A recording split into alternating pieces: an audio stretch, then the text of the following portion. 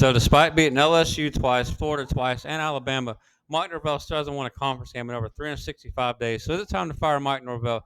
And we're going to go into three reasons why. Reason number one is the most infamous. Florida State's record since the snub is 5-14, and I included a 63-3 loss to Georgia in that record.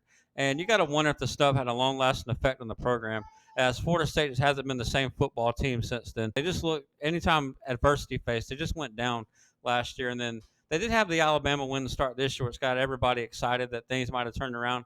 Then two wins against weak competition. But since the conference plays resumed, Florida State's been 0-3, and the defense has looked atrocious. So I'm not sure if when it comes to having some fight in the football team, if the snub didn't take that out of them somehow and it just carry over from culture to culture, like year to year.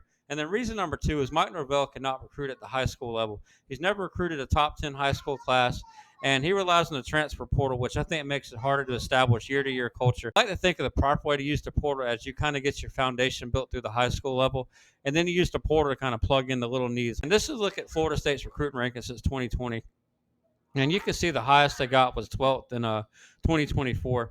And at one point, that class was on pace to be maybe a top 6 or 7 class, but ever since then, it's been a slow build up 22, 23, 19, 16, 12, and 19. Then you come to a place like Florida State, you're supposed to recruit top 10 classes every year. The goal here is to compete for a championship. Anything less than that is unacceptable.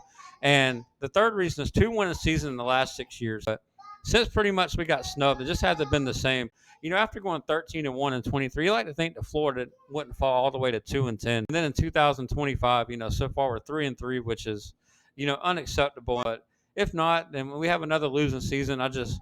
I think it might be time to part ways with Mike Norvell.